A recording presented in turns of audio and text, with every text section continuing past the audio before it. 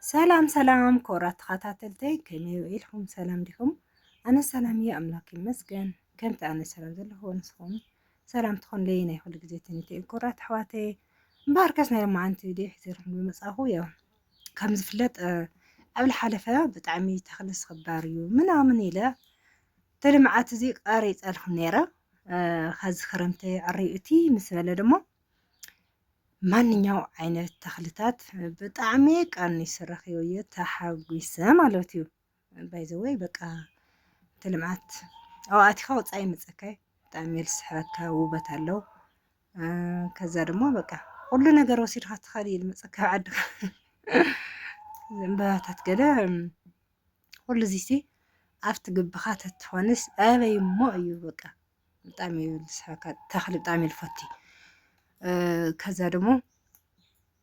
ደርሆ ኣለዋኒ ሓደ ይፀድቕ ኣሎ ሓደ ደርሆ ይበልዕ ኣለዋ በተለይ ሊሞ ክልተ ሰለስተ ግዜ ተኺለስ ብጣዕሚ እየን ደርሆ እንታይ ሃም ንምቅረን እንታይ ሃም ዝጥዕመን ኣይፈልጥ ካሊእ ተኽሊ በላ ሊሞ ብጣዕሚ እዩ ዝጥዕመን እና እቲ ጅግና ሓውና እዚ ከዓ ሳሙኤል ይበሃል ሳሙኤል ኣብ ዓዱ ፅዒሩ ከምዚ ዓይነት ተኽልታት ፈልስታት እና ፅዳቃ ዝሸጥ ጅግና ሓውና ይረአይዎ ኣብ ስደት ዘለኹም ላ ዓድኹም መፂኹም ማንኛው ዓይነት ስራሕ ፈጢርኩም ኣብ ዓድኹም ክትሰርሑ ካብዞም ኣሕዋትና እዚኦም ክንመሃር ንኽእል ኢና ኣነ ኣብ ዓዱ ኮይኑ ሰሪሑ ከምዚ ለፍቲ ኢሉ በቃ ኣብ ዓዱ መረበቱ ምስ ወለዱ ምስ ደቁ ምስ በዓልቲ ቤቱ ምስ ቤተሰቡ ኮይኑ ኣብ ዓዱ ዝሰርሕ ብጣዕሚ በቃ መንፈሳዊ ቅነ ይለቕናን ብጣዕሚ ደስ ዝብለኒ እንተ ስደት ግን ያ ሁሉም ጊዜ ስደት ነው ስደት ነው እና የሰው ሀገር ነው ለኛ የሆነ ማለት ነው እና ለዓድናስ በቃ ዓድኩም መፂኹም ዋላ ካብ ፀቢቕካ ረጊድካ ድዩ መልክዕካ ድዩ ካብ ዓዲ መትካ ግዙእ ሰራሕተኛ ትኾን በቃ ሽራፍ ካሊእካ ዓድካ ማንኛው ዓይነት ስራሕ ክትሰርሕ እዩ ፅቡቅ ባህሊት ኮራቴ እና ተኽልታት ካብኡ ደሞ እንታይ እኽለኩም ደልየ ቡና ሲ ይፈሪ እዩ ተባሂሉ ቅድሚ ዘኽቲ ኣብ ዝተልሓለፈት ቪድዮ ናይ ሽግን ከምዚ ቡና ሲ ይፀድቕ ዶ ይኾን ከመይ እዩ ናኹና ተጠራጠርኩ የወሰድኩ ነይረ ከዚ ግን ኣምፅአት ብትኽክል ይፈሪ እዩ ኣውኪሓ ዝወሰዳ ፈሪለን ለቐንጥባ ካብ ግበን ይጥቀም ለዋ ነቐንጥባ ይቃልል ኣለዋ ኣይሽምታይ እንግዲህ ሰው በዝኻ ሰዓት ቡና ካብ 300 ክሳብ 350 ብጣዕሚ ይኽበር ቡና ካብ ገዛኻ ቀንጢኻ ትጥቀም ተለኻ ግን ብጣዕሚ ፅቡቅ ማለት እዩና ፈሪ እዩ ተባሂለ ኣብቲኣኒ ኣልተኸልኽዋ ቀሪፀ ኸለ ማለት ተኸሪአኩም እየ ኣምፅአ ገዚአ ተኺለ ማለት እዩ ኣብ ኮመንት እውን ቡና ፅቡቅ እዩ ይፈሪ እዩ ምናምን ዝብል ሪአ ነይራ ዋላ ብስልክ ብእሞ ውሽጢ ደው ኢልካን መፂኻን ይፈሪ እዩ በቃ በተለይ ዘይቱን ሪኢኹም ወይ መፍትግበ ኢልሎ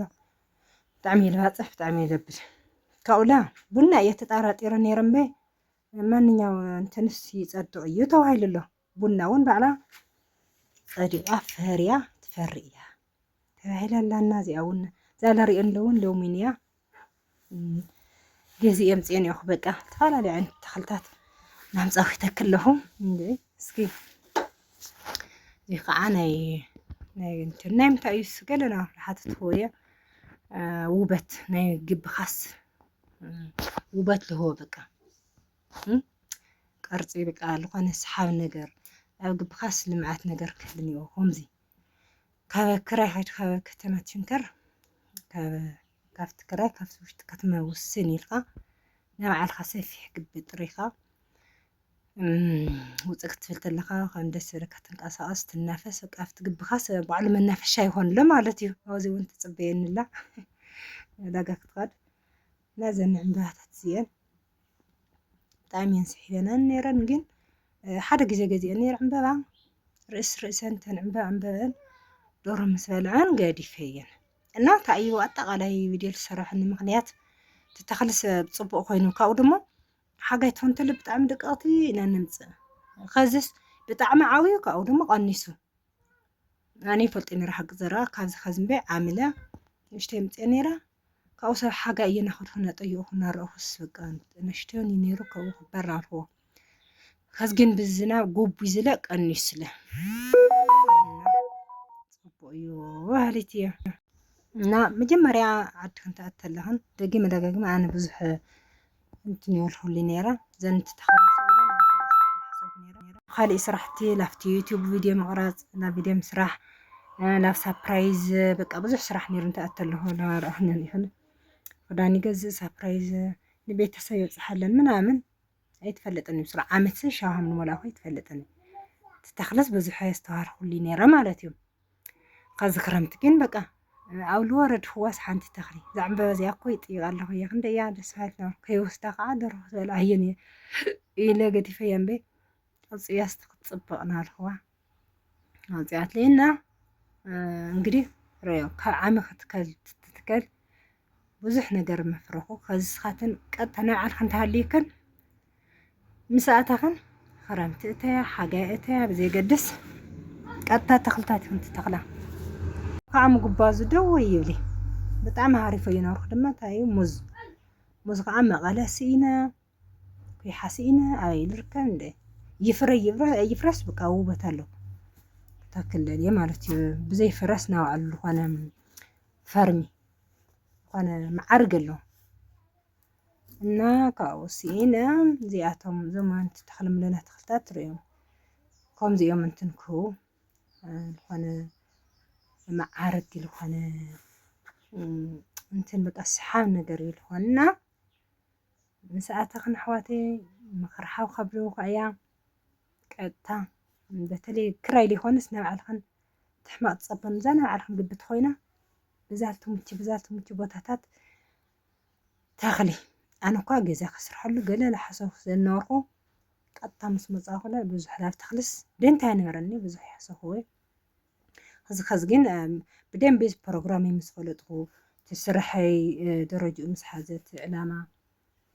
እንትን ምስኾነ ቆም ምስኾነ በቃ ትገዛ ክስገ በበየ ክስራሕ ትገዛ ማእዚ ክስራሕ ትተኽሊ በበየ ክትከል ኩሉ ነገር ተረጋጊዐ ጀሚረ ኣለኹ ማለት እዩ እና ርዮ ዝልተኽሊ ዝለምፀለኹ ተኽልታት ዝኾነ ወሰና ወሰን ከምዚ ይኮን እና ክቡራተይ ብጣዕሚ ደስ በሃሊ ካብኡ እንደርታ ለለኽን ምስ መፃኽን ካብዚኡ ትገዛእ ቀጥታ መቐለ ዝገደደ ክባር እዩ እዚ ግን መሪፅካ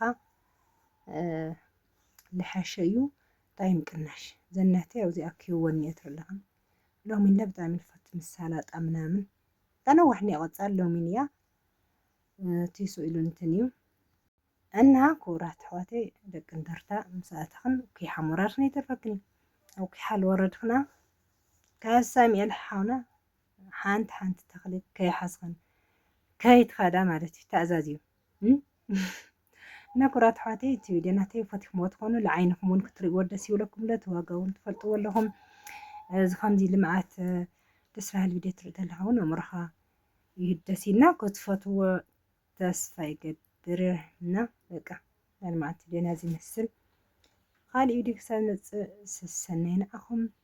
ብሓድሽ ነገራት ክንመፅእ ተስፋ ይገብር ዓድና ሰላም ይግበረልና ዋና ነገር ሁሉ ነገር ክንሰርሕ ሁሉ ነገር ክንገብር ሲ እግዚአብሔር ኣምላኽ ምሕረትን ሰላምን ይልኣኸልና ክቡራት ኣሕዋተይ ካብኡ በቃ ይኣኽለና ክንደይ ተለፍልፍ ከይትብሉ እንታይ እዚኦም ተኣኪቦም መፅኡ እና በቃ ርዮ ምስ ተተኸለ ከምዚ ይኮን በቃ ዕሾኽ ነገር ልበሪ ሓፁር ነገር ይጠቕመክን ልግቢ በቃ ለኩሉ እየ ዝጠቅም ዝተኽል እዚ ኣውሊዕ ትደለኽን ሳሚኤል የለ ተኽሊ የለ ብቻ ሙዝ እያ ዘየላ ሙዝ በቃ ይፍረስ በቃ ማዓርግ ልግቢኻ ፅቡቅ እዩ ነይሩ ግን የለን እና ይቐኒየለይ ስሰናይ ንዓኹም ክቡራት ኣሕዋተይ ባይ ባይ